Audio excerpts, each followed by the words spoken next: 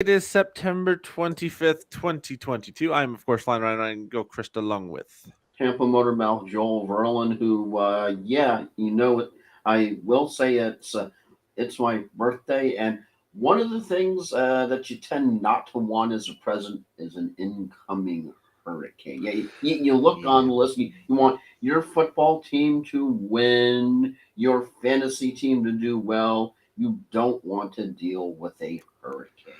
Yeah, so let's quickly mention the hurricane because both of our locations are still in the cone. It's still a ways out, looking Yeah, like it's not coming the here, song but the song we're playing by the Pet Shop Boys is "Go West, far away from here, go west. We don't want power outs, go west. yeah. We like our internet." Yeah, nothing against the panhandle, but that wouldn't be our problem if it goes up that way. So that's we'll see about Yeah, Wednesday. because I just remember how unfun. I don't know how much unfun you had, and I know that's improper grammar, but I'm doing it on purpose. How much unfun you had the days after Irma. How, oh yeah, that's when you're going to the grocery store. You're going to the grocery store, and normally barbecue potato chips is not exactly your first choice. You have your draft picks of well, what do I want to get? Do you want sour cream? And but if you see barbecue chips, you get barbecue chips because you don't have that much of a choice. I remember the food selections the couple days after Irma came through because it took at least, I think, 2 good weeks for the food chain to get back to even close to normal. Yeah, food shortages, water shortages. If you are in the area, go get your stuff now. Just do yourself a favor. If you're not in the area and you don't see us on Wednesday, that's probably because the storm got a little too close, and we're not gonna podcast in the middle of a hurricane. At least not about Yeah, football. Um, maybe we do a quick outdoor live stream. It's windy. But yeah, we'll see. yeah, wife of the GM, I think of the Cleveland Brown did of her dog before how rough the weather was in Cleveland. Oof, Yeah. poor Anyway, mutt, poor mutt. speaking of Cleveland, we'll talk quickly about this Pittsburgh Cleveland game that happened Thursday night. We should start getting actives and inactives for today's game, at least the 1 o'clock games here shortly. Nope, start Mike Evans today. Yeah, Mike Evans is Hey, suspended. He is out.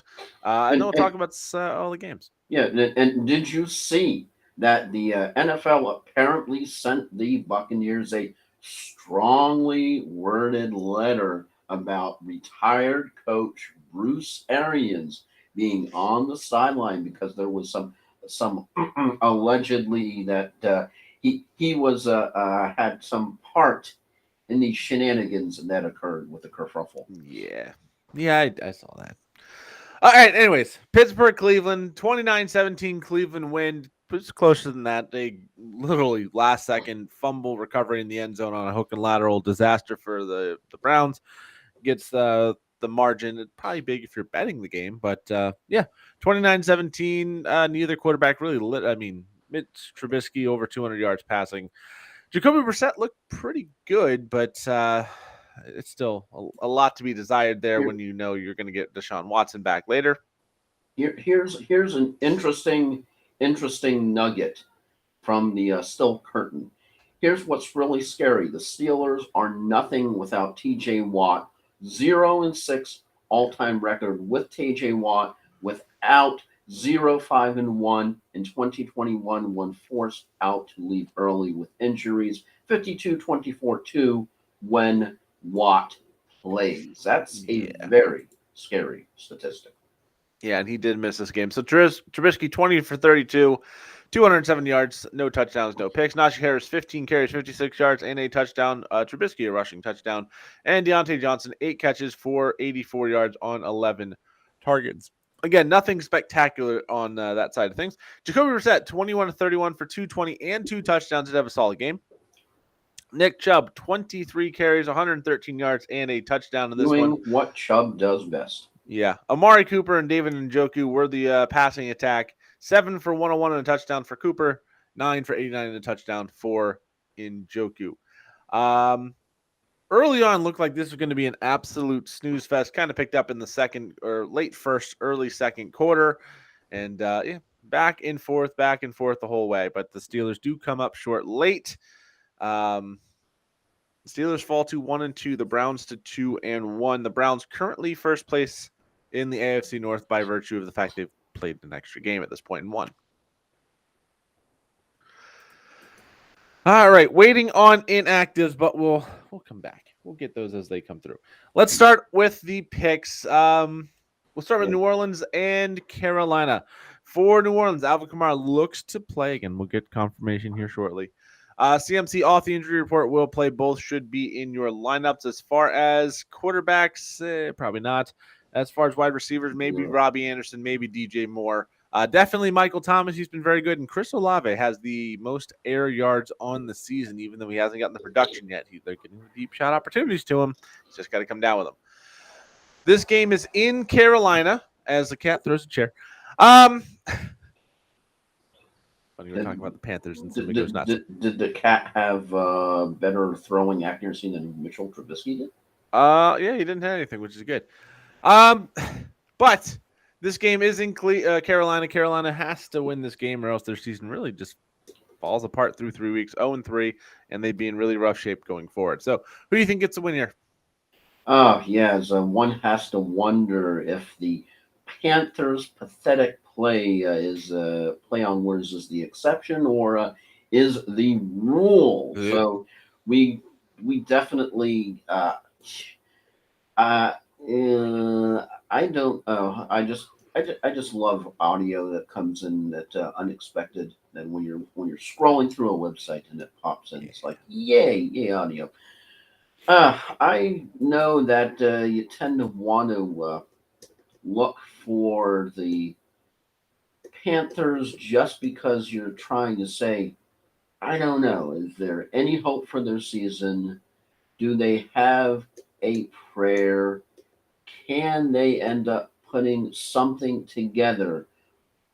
And as shaky against the Bucks as the Saints look, there's legit concern, especially with Jameis Winston's inconsistency and his injury. But you look at both units, I have more faith right now in the Saints than I do in Baker Mayfield and the Panthers and a team that they're struggling to find some kind of chemistry and consistency. You're just wondering what their identity is. How healthy does CMC? How many games does he play? So, as many questions as the Saints tend to have, I tend to think the Panthers have more questions and more enigmas than the Saints do. I've got to go with the Saints. I'm not saying it's by any stretch of the means a lock that you would pick the Saints, but I have more confidence in the Saints than I think the Panthers. Yeah, I think the Saints take this one not necessarily easily because they haven't looked great either the first 2 weeks at times. But Carolina's looked real bad. They lost to lesser teams. So I think New Orleans is just a better team here. I think Michael Thomas and Chris Olave, Alvin Kamara coming back is going to be a big boost for Jameis Winston with that injury and his inconsistency. So I'm going to take the Saints here pretty easily. Next up, we go to Houston at Chicago. Not much to say about this one for fantasy options. You can go after Dameon Pierce or Rex Burkhead for the Texans. It's not necessarily the best play unless you're in a deeper league. Brandon Cook's probably the only player for Houston you got to have in your lineup if you have him. For Chicago, I think we can limit it to David Montgomery. If you have him, that's going to be in your roster. Anybody else in the Bears can pretty much be dropped at this point. So Chicago, 1-1. Tied for first in the division. Houston just a half game back at 0-1-1. Who gets the win here?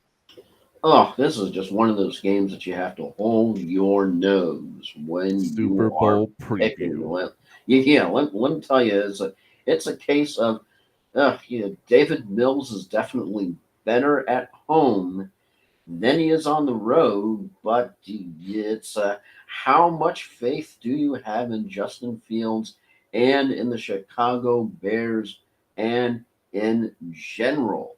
So as much as I'm holding my nose with the Texans, I'm holding my nose with the Bears more. And I can't believe I'm saying this, but I'm actually going to go with the Texans on the road. Yeah, I'm on the Texans as well. I just kind of think there's a better team. They showed up against the Colts. They showed up last week against the Broncos, who are supposed to be two much better teams than them. Chicago looked lost against Green Bay. They don't feel comfortable throwing the ball. And I think they beat San Francisco because it was Trey Lance's first game and it was an absolute monsoon. So I think Houston's the better team. I think they get it done today. Kansas City and Indianapolis, the Chiefs, pretty much Mahomes, Kelsey, Clyde Edwards-Helaire probably going to all be in your lineup if you have them. For the Colts, they are going to get Michael Pittman back, so he'll be in your lineup as well as Jonathan Taylor.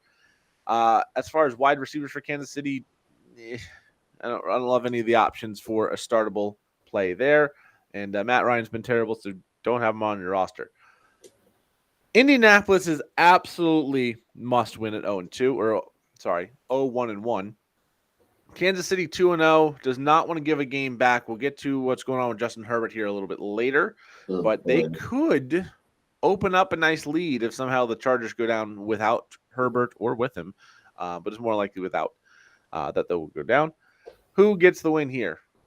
Yeah, this one is kind of a bit of a tough call just because of the must win condition that the Indianapolis Colts find themselves in. But it's just hard to go against the Kansas City Chiefs, who, even without Tyreek Hill, just managed to keep on going. As one kind of has to wonder, okay, can the Chiefs turn the ship around? Can they get something going in the right direction? Do the Kansas City Chiefs have one of those unexpected stumbles that it's not the end of the world for them, but teams are going to lose? And yeah, it's hard to have any kind of confidence in the Colts, especially after they end up doing that game to the Jaguars. That is just the Jaguars are their kryptonite. It's unexplainable.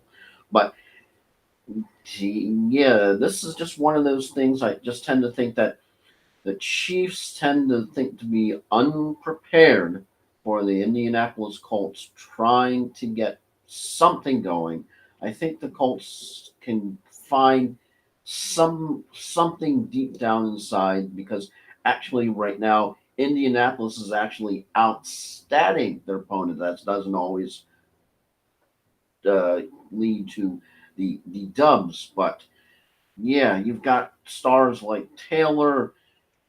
Once they've got to do something. So if they can't get it done here, I think the season is probably pretty much the quarterback and season are toast. So if they don't get a win here, I think it's pretty much all she wrote. So got to go for the Colts for the it's all or nothing at all type deal.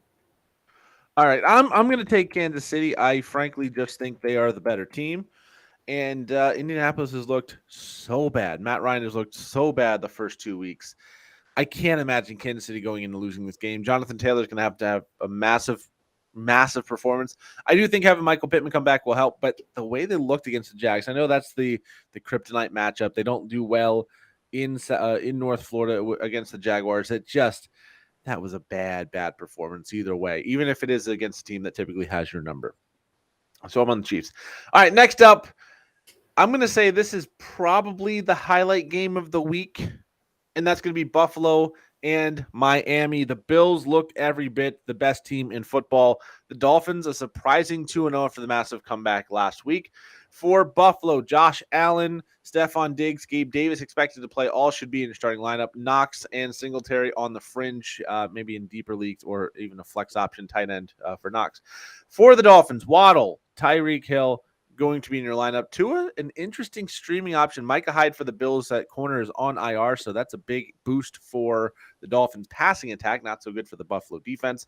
I don't think this is a game you want to bring either of these two very good defenses into play because, well, I think this might have a potential of being another 75, 80 point total outburst type of game for scoring. Mike Gesicki is on the fringe, and I think for right now, you don't know what's going on in that Dolphins backfield, so Edmonds and Mostert's really, really deep leagues only. This is for first place in the AFC East very early. It's a statement game for Miami and Buffalo. Whoever wins this one's going to really cement themselves early season as a Super Bowl front runner almost. Who do you got? Yeah, it's tough going against Buffalo, but when you have Miami do that kind of game against that kind of team in Baltimore, the whole question is going to be: is Buffalo going to pressure Tua late? Because whenever Tua isn't pressured, that's when he does the best. Of course, if he is not pressured, that opens up the running game. So I tend to think this one is definitely a winnable one for your fish. The Bills tend to be unstoppable on their honor roll, but yeah, the Miami Dolphins seem to be that way too. So this is the immovable force in the object type deal. So yeah, I tend to think I know it's hard to go against Buffalo, but I can't believe I'm saying this, but now if it were at Buffalo, I might be picking differently, but because it's Miami and it's at home, I'm picking the Dolphins. I applaud your optimism there, but I'm going to take Buffalo here. They have looked just too freaking good the first couple of weeks. And yes, maybe Tennessee's not a great team, but you beat them by 34. You beat the defending champs 31-7 or 31-10 opening weekend or opening Thursday. Miami had to have a massive comeback. They dug themselves a hole. I don't think Buffalo is going to give those points back up to that extent at the very least if it comes down late. I think for Dolphins fans, we've got some hope on Tua right now. We've got some optimism for the season. This is just a game you don't want to come out of going, oh, we're not in their class. So if this is a 34-31 type of game and Buffalo wins, I think Miami can hold their hand high. I think there is still some continuity and coming together that needs to be done for the Dolphins, but I said it a couple weeks ago, you can't go against Buffalo unless they're facing somehow a just disgustingly superior team. And right now, there isn't one out there. So I think this will be close. I think this will be a very entertaining. It'll live up to the hype. And I think Miami does fall to Buffalo at home today. And then it looks like we're starting to get some inactive. Bills safety Jordan Poyer also inactive. So that might change some things. So that's Hyde and Poyer both out. Xavier Howard for the Dolphins is going to play, so that's a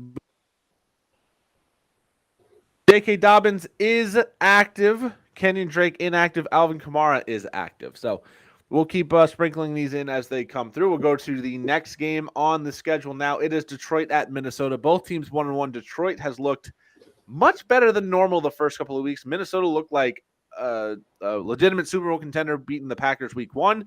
And they look like a possible top 10 draft pick team in week 2 against the Eagles. Given Monday Night Football, Kirk Cousins, they don't usually get along. So maybe it's not the end of the world there. But Dalvin Cook, Justin Jefferson in your lineup. I would say Cousins and even Goff if you need a streaming option as well. DeAndre Swift and Aiden Hutchinson are going to be active today for the Lions. That just came through as well. Let's see, who else? Dalvin Cook, Adam Thielen on the fringe, Irv Smith on the fringe of the tight end. Tight end's just garbage. DeAndre Swift going to start for you. Amon-Ra St. Brown, and unfortunately, I think Hawkinson still has to be in discussion for a tight end slot, even if he's been terrible the first couple of weeks. But this one could be an extremely high-scoring game. Detroit's first 2 weeks have been very, very high-scoring. So this is for a shot to outright lead the division. It's a divisional matchup. The other two teams, Chicago and Green Bay, playing outside of the division, can both lose. So who do you got here? Yeah, it's the case of the all-time king of inconsistency. Yeah, Minnesota definitely king of inconsistency, but all-time definitely has to be the Detroit Lions. So I'm actually going to lean for the home team, and I'm picking Minnesota just because I think they can get off the schneid. They can sort of shake off the Monday night meltdown. They're not in prime time, so that's a definite plus for Kirk Cousins. And his kryptonite is definitely prime time. And I think the Lions take a step backward, and Minnesota gets the win here. Yeah, I think Minnesota gets the win. I think it's going to be another very high scoring, very close game. Both of these two teams do not have great defenses. They have the ability to be explosive on offense, and I think they just come together. But I'm going to take Minnesota. I'm going to take the home team. Another very close win there for Vikings. Next up, two teams that both 1-1 but got there in very different ways: Baltimore and New England. For Baltimore, I did say J.K. Dobbins is active. I don't know if you play him in this matchup against New England. New England's got a very good run defense and first game back from a major knee injury. Probably not going to be up to speed 100%. For Baltimore, I think Rashad Bateman has become a must start, and so is Lamar Jackson and Mark Andrews. For the Patriots, I got nothing. I don't think there's a startable piece there. I think that's just a too inconsistent offense. You don't know where it's going to go. So for fantasy, you're looking at Baltimore on this one. Who do you got for the win?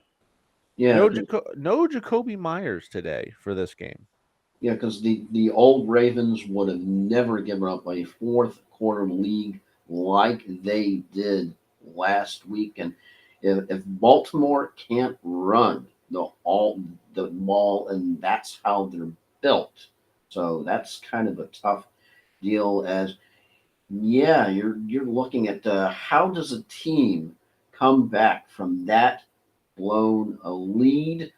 My answer is I don't think they do. It might be a close one, but I think the Pats come away with the win today. I mean, I know you're looking at both of these teams. You're looking at the Pats' weapons. You're looking at the Baltimore Ravens' weapons, but you have to have some concern about that Baltimore defense and those injuries. Big time concern. So, yeah, you just on a normal week you might not lean the Patriots, but you're looking at everything lining up. I can't believe I'm saying this. I gotta go New England. I'm going to take Baltimore. I just don't think the Patriots offense can score. We saw the Ravens be very explosive early in that game last week. I think they just kind of took their foot off the gas, and the Dolphins revved up at the correct time, kind of matched that in the worst possible way for Baltimore. I think Baltimore is a much better team than we saw in the fourth quarter last week. Defense does need some work, but they're not facing Tyreek Hill and Jalen Waddle this week, and I think that's going to make all the difference. So I'm going to take Baltimore in this one. Let's go to some more active and inactive players. Gabe Davis is active. That is a big boost for the Bills. Josh Jacobs also active today. So that's also a pretty good boost for the Raiders, whose game we'll get to in, one more after this one. Next up, Cincinnati and the New York Jets. If I had told you 2 weeks ago, one of these teams is going to be 1-1, one was going to be 0-2, I don't think you'd had them right. Cincinnati 0-2 against the Jets. I would say the Jets, Garrett Wilson has become the breakout candidate at wide receiver for the early season. He's going to be, at the very least, considered for your lineups. I saw somebody benching CD Lamb for Garrett Wilson. I don't know if I agree with that in full, but I don't hate it. For the Jets, Breece Hall, Michael Carter, and Elijah Moore all in consideration. For Cincinnati, Burrow, Mixon, Jamar Chase, and T. Higgins, I think, is the list there for fantasy options. Cincinnati after tonight has a short week before they host Miami in week number 4. I don't think you want to go into that Dolphins game 0-3. And I don't know how many people would have expected the Jets to be 2-1, but that is an outcome that is possible in this game. Is it the one that's going to happen, Joel? Yeah, because I ended up saying this, I think, on the last podcast, but it bears repeating that Joe Burrow got sacked 51 times last season. The Bengals spent the offseason overhauling their offensive line, and Joe Burrow is on pace to get sacked 111 times this season. Let's say that again 111 times this season. And Joe Burrow really went 0-2 against Mitchell Trubisky and Cooper freaking Russian. So yeah, you just you're looking, you're going, okay. I don't know that just yeah the Jets. I don't know, but oof, I as much as I can't. Uh, yeah, I as much as I can't believe, as much as I cannot believe, I'm going to pick the New York freaking Jets. I am. because you have serious concerns about this Cincinnati offense when they have some of those games that they have, when you're wondering what happened to that team that went all the way to the Super Bowl, that the Super Bowl hangover is proven as a real quantifiable thing that is happening this year. Something is up with the Cincinnati Bengals mojo. It ain't good. And like I said, can't believe I'm saying I can't believe I'm picking the freaking Jets. But I am. The Cincinnati Bengals have shaken my confidence in them and their team unless they can do something to turn around. They're in a place that you didn't think they would be in. I'm taking the Bengals. Frankly, I just think there's too much talent on that team. The offensive line is going to come together at some point. It does take some time when you just throw a bunch of money at something for it to kind of cohere as a unit. And I The, just can't see the, them blowing this game. the Jets actually have some weapons. I can't believe I'm saying that, but they actually have some weapons. I think this is every bit a must win. You lose to the Jets, you go into Thursday night against Miami. Miami coming off of this Buffalo game, especially if they can't find a way to win, they're going to be coming in on a high.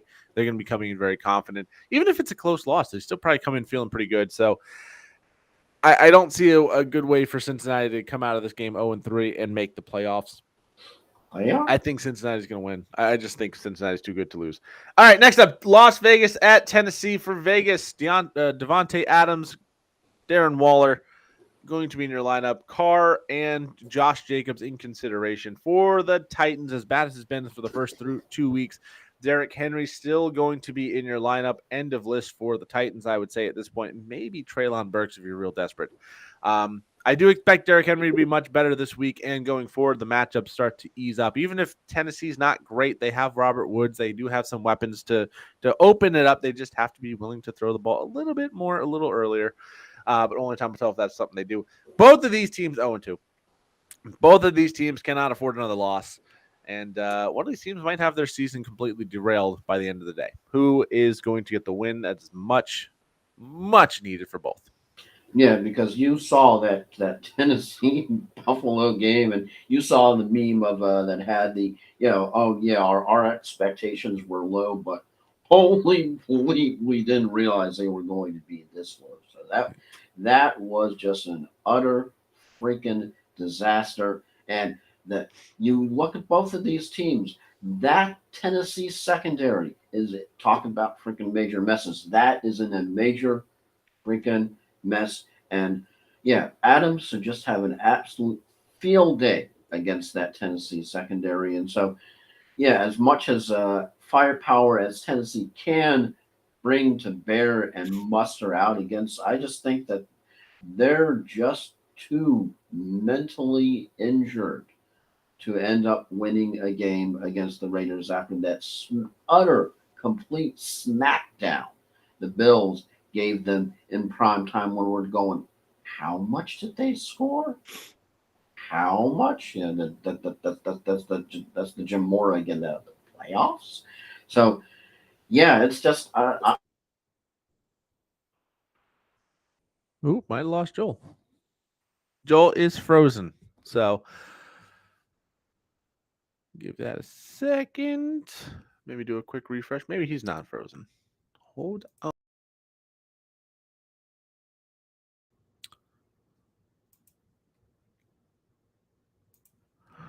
All right, still no Joel. So hopefully he will join back in here shortly. He is on Las Vegas. I'm going to take Tennessee here. I think Tennessee is just a better team. If Derrick Henry gets moving, I think that's going to be their focus for today. I don't know how they're going to get the Raiders to allow them to run the ball, but I just think they kind of get lucky here. And that being said, I am going to take the Titans in this one and see what's going on with Joel, because that's very odd that he just dropped and disappeared on me. All right, next up we have Philadelphia at Washington. I'm going to try and slow this down, see if he can get back in.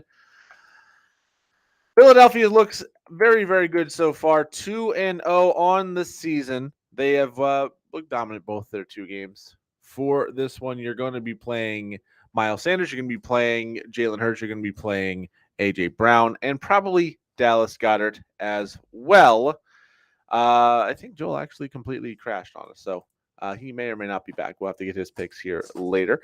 For Washington, it's been Antonio Gibson. It's been Curtis Samuel. It's been Terry McLaurin. And honestly, Carson Wentz has been very, very good. For me, I'm going to take Philadelphia in this one just because they are the better team. Washington will find a way to blow this one. And I just think Philadelphia is going to be very, very good offensively today. I think it's going to be a fantasy outburst for both teams. But I just think Philadelphia gets the win, goes to 3-0. And as we wait on Joel, we'll move on to Jacksonville and the Chargers. We'll come back and get his picks if and when he joins us again. Jacksonville, 1-1. First place in the AFC South. James Robinson's looked very, very good. And Trevor Lawrence has been good. Christian Kirk has been solid. So some options here. For the Chargers, the big question is going to be Justin Herbert. Joel's PC crashed on him. So Justin Herbert with the rib cartilage injury. It sounds like he's going to try and get an injection for pain management. This is the same injection that punctured Tyrod Taylor's lung last year that gave Justin Herbert his first ever start.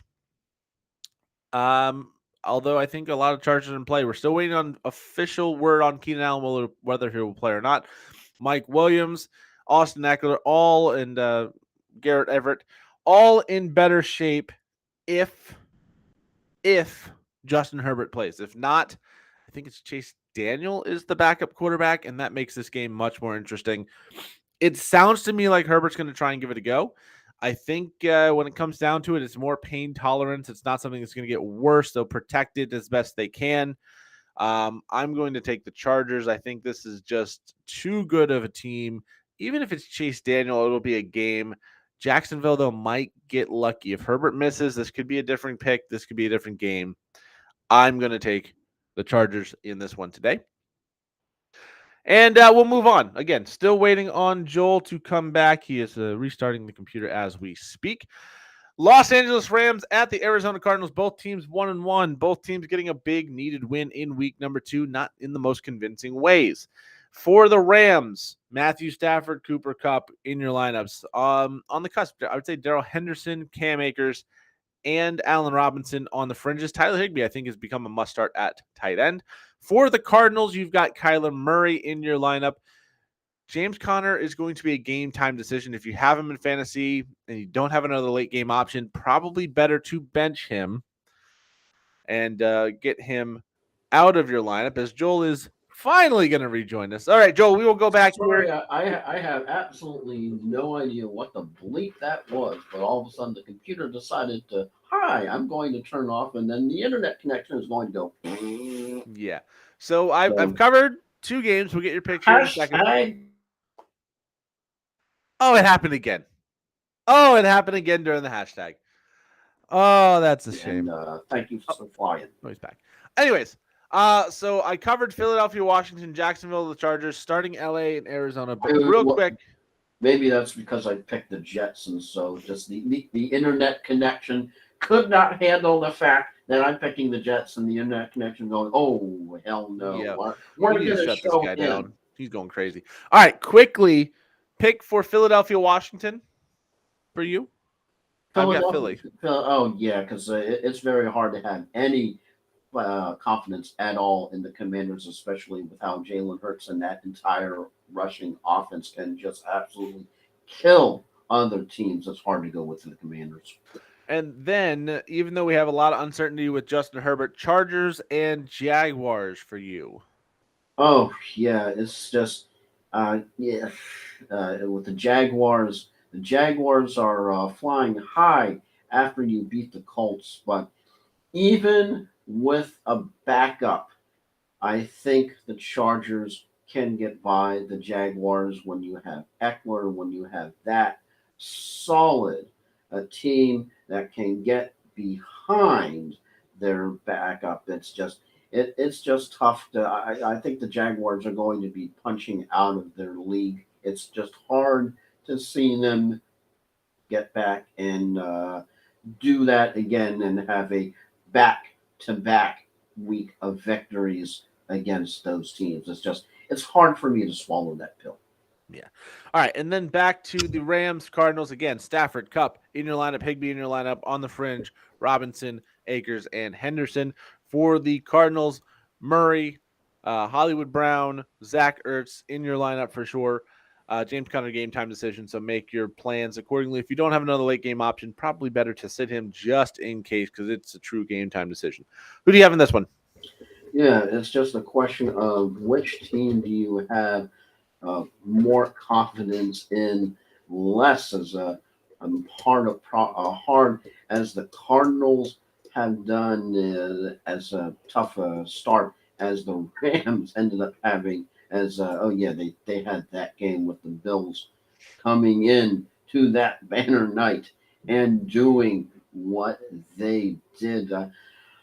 Both of these two teams, I'm going to end up having to go with the Rams. I think both of the out of the teams, the Rams are just riding the ship more. Just you tend to have a question with the Cardinals, regardless of what they do now. One just knows their collapse is inevitable later on in the season. So just out of both of these two teams, just got to go with the Rams for now, for the future, and just I have more confidence in the Rams than I do in the Cards. Yeah, I'm going to agree with you here. The Rams look like the better team last week against Atlanta, given it's Atlanta. But the Yeah, Cardinals looked horrific for a large part of that Raiders game. They did get it going late, but that's been the last 2 weeks, not showing up in the first half, having to try and run back T- in the second. tissue paper has more effective than the Atlanta defense. Yeah. Speaking of Atlanta, as we're both on the Rams there, Atlanta going to Seattle. This is definitely not the highlight game of the day. Boy. Seattle is surprising 1-1. Atlanta pretty predictable 0-2. Cordero Patterson may be in the lineup for some people. Kyle Pitts, you probably still have to play him, even though he's been very bad. Drake London, though, has earned a starting spot on most rosters. And for Seattle, maybe Penny, maybe Metcalf, maybe Lockett, but nothing super exciting there at this point, at least in consideration of those three. So, bird battle in Seattle, who wins? Oh yeah, because everybody right now is thinking that Seattle had the Super Bowl game in Denver. Denver could be an utter disaster where we're talking about. I know Denver isn't one of the two teams that's on the slate here, but things are bad when you have to have an assistant coach hired solely for the purpose of making decisions. That's pretty bad. Now, that being said, both of these teams, you have the team that has the defense that Kleenex is more effective than. And then you have the Seattle Seahawks, the team that you're going, you did once have a quarterback and you traded them away from the farm, and now you're seeing what that is reaping.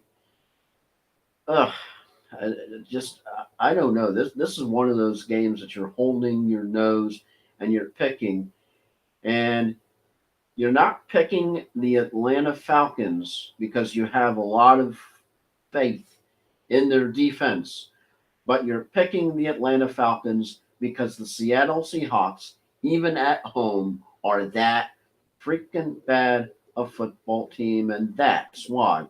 Can't believe I'm holding my nose. I'm picking the freaking Falcons. I'm going to take Seattle.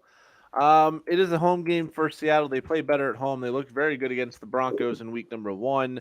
Not so good against the 49ers last week, but Atlanta just likes to blow games. They're going to be outside in the elements a little bit in Seattle today. And I have no confidence in Atlanta to hold a lead. Even if they're up there, it's possibly going to blow it. So I'm going to take Seattle. I don't love it. Again, this is one of those, it's a true toss-up between two terrible teams. Who shows up a little bit better? Who knows? Next up is the last game in the 425 window. Green Bay at Tampa Bay. Let's just say you're not real happy about any of the wide receivers in this game. Maybe Alan Lazard for the Packers. No Godwin, no Evans, Julio Jones, a true game time decision. You can play Cole Beasley. No, you don't want to do that. Yep. It's really a bad wide receiver game, but Leonard Fournette expected to play. AJ Dillon and Aaron Jones both in your lineup as well. And then I think when it comes to Brady and Rodgers, if you're in a single quarterback league, you got better streaming options this week. If you need them, they're there, but I don't love them. So this would be a much better game if Devontae Adams hadn't gotten traded and if Mike Evans didn't get suspended. But we have what we have. Who gets the win here? Yeah, this is another hold your nose game that under most circumstances I would be leaning toward the Bucks, but solely because of all of the wide receiver suspensions and injuries and questions, and the fact that Cole Beasley is being brought into the fold. That's telling you how desperate a situation they are in Tampa for any kind of wide receiving help. Let me tell you, you tend not to lean the way of the Packers. Yeah, I know people are going to say, but Joel, the Bucks defense. Yeah, but who's Brady going to throw to? Whom are his targets this week? Yeah, I know it's at home. I know I'm a homer, but I'm finding myself visibly shaken, and I got to go with the Packers, and I think they get a steal. Yeah, I'm taking the Packers as well. I think they're going to dominate this game with Jones and Dillon. I think it's just going to be a ground battle. They're going to have to wear down Tampa Bay's front seven, who has been very, very good. But I agree with you. I don't think Brady's going to have the success he's used to having. I don't think he's as good as the quarterback as you guys had last year at this point. Something looks wrong with him physically when you see him at a press conference. He looks like a corpse. So I don't have a lot of confidence in Tom Brady right now. And then Green Bay's defense, I think they'll be fine. I think they'll be fine to pull this one out. Next up is the Sunday Night Football game between the San Francisco 49ers and the Denver Broncos. Jimmy G back in the starting lineup for the 49ers, but probably not in the starting lineup for your fantasy team. For the Niners, though, you will be starting Deebo Samuel. You will have the ability to start George Kittle this week. So that's a big boost for the 49ers. And, of course, that backfield, Jeff Wilson right now, but it's a complete minefield. Marlon Mack is active, so yeah, do what you want with that backfield. I don't know. It's a mess. For the Broncos, Russell Wilson, I don't think he's earned a spot in your starting lineup at this point. He's been very, very bad. Cortland Sutton, I think, probably the only wide receiver option. Jerry Jeudy going to give it a go at game time decision to see how that goes during warmups. And then Javonte Williams, Melvin Gordon in the backfield, I think, are solid enough to play. Denver, 0-2. Very tough division. Can't really afford another loss. We're San Francisco in a pretty much a four-way tie for first place. They could lose and still be just fine. Jimmy G coming back, I think, helps them out with continuity, with solidity. Who gets the win here? Oh, yeah, these two teams, it's like night and day, like I said in the other one. When you're having a team hire an assistant just to help with making decisions, that's trying to show you how bad things are for the Denver Broncos. You saw what that locker room was like all of a sudden when it's Jimmy G as opposed to Trey Lance, and how they responded and just started playing well. The team immediately responded. That is big. I just think it's going to be a nice turn of events where San Francisco, hopefully, are going to say, can we have a normal weather game, please, without any freaking rain? So, yeah, it's hard to pick the Broncos in any universe here. So I got to go with the Niners. Yeah, it is tough to go for Denver. They've looked horrific the first 2 weeks, and this is a big time step up in competition. I'm going to take the Niners as well. I do think they get that ground game going. I think they get Deebo and George Kittle involved in that passing game. And Denver, I mean, they scored, I think, 16 points each of the first 2 weeks. San Francisco is going to do better than that. And then we go to Monday night. Dallas 1-1, New York Giants 2-0. Barkley, Zeke Elliott going to be in your starting lineup, as well as Tony Pollard. He looked very, very good last week. CD Lamb at least has to be considered at this point. He hasn't been great, but you draft him in the second round like we told you not to do, or I told you not to do. But, whatever. And then Sterling Shepard for the Giants has come out of nowhere and been pretty good. Dalton Schultz, possibly. I haven't seen any updates on him. I don't know if he's playing. He was injured last week. I think he's going to be out. So probably nothing at the tight end in this game. So for Monday Night Football, who do you got? It is a slam dunk when you look at Daniel Jones on Thursday night and Monday Night Football. 0-8, 12 interceptions, 3 fumbles. It is very hard to try to back the New York Giants, even as good a start this year as they have had with how Cooper Rush has filled in for the injured Dak Prescott. I think Dallas is going to have a nice prime time bounce back and getting closer to a Dak return, and the Giants return to their normal mediocrity and they get the loss. I'm going to go with the Giants. I don't love it. I think both of these teams are underwhelming, but it seems to me the Giants have figured out ride Saquon Barkley as far as you can go, and then hopefully Daniel Jones can make enough plays. It's tough to believe in Cooper Rush. It's tough to believe in a whole lot of these Dallas players right now. So I'm going to take the Giants. I don't love it, but this is a tough game. 2-0. I mean, the Giants getting to 3-0. We've got Dallas. I've got Dallas losing. That would put them at 1-2. What are the other teams in their division on here? We both have Philadelphia winning, so it'd be 3-0 with Philly, 3-0 with Dallas, and then Washington or with the Giants, and Washington and Dallas a little bit back. So could be an interesting start if Giants can pull this off. I'm going to take the Giants. I don't love it. All right, so that's our picks for week number 3, and we got football in 1 hour from now. We'll of course keep an eye on for those updates on Justin Herbert and some of the other late game players for your start sit decisions. But Joel, time for final thoughts, and start with you.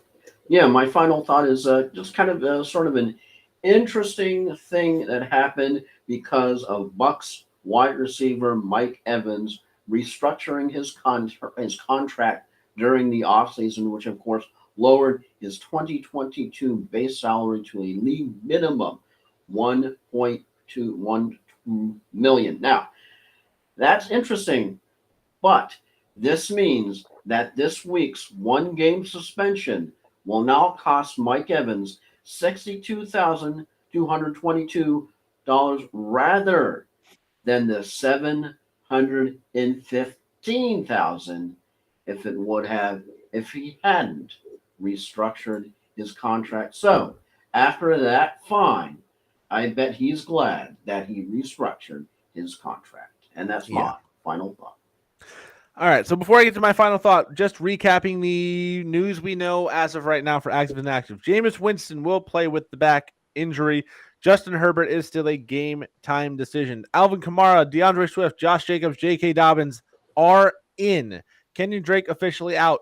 James Conner and Leonard Fournette in the late window, both expected to play as of right now. Gabe Davis and Corey Davis both are going to play. Jacoby Myers out. Kyle Phillips out.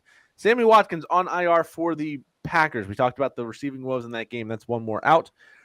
Keenan Allen is questionable. Do not have an expectation on that one, so keep that one in mind. Randall Cobb expected to play. Christian Watson not expected to play.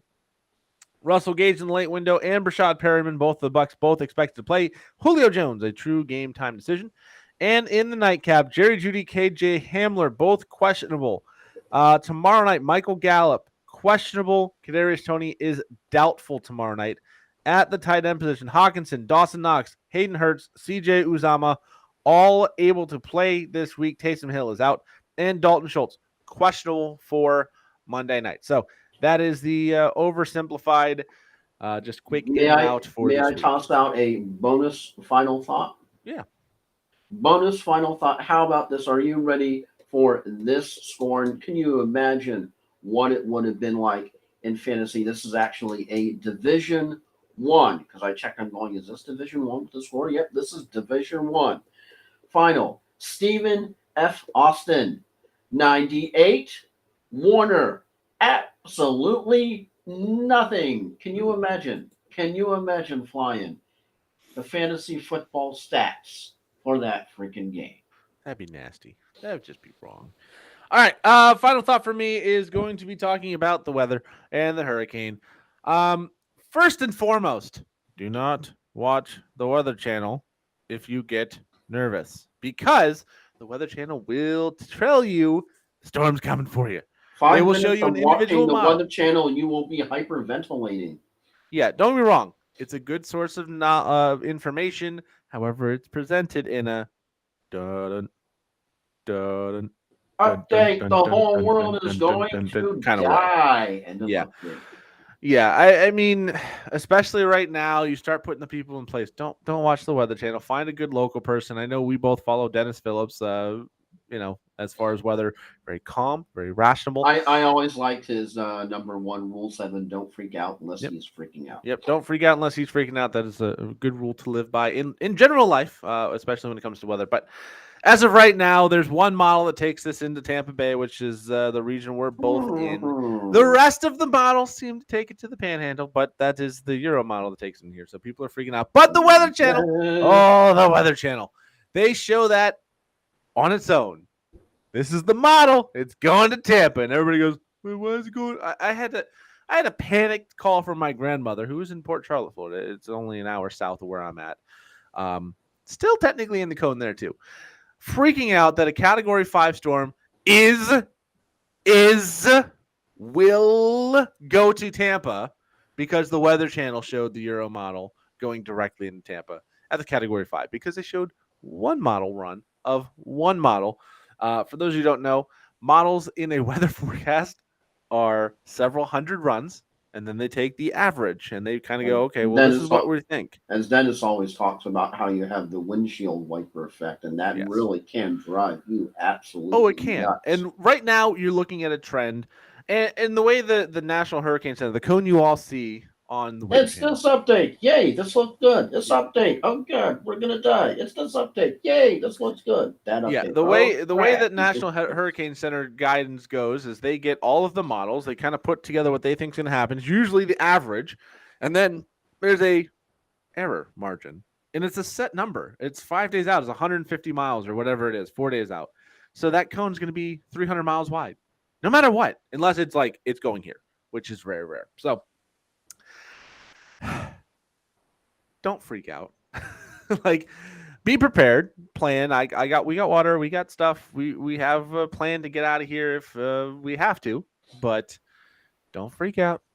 There's still 4 days until this would happen if you're in this area. The only other thing is that if you tend to leave, everyone is going to be out there, and you can literally get trapped and run out of gas, and you're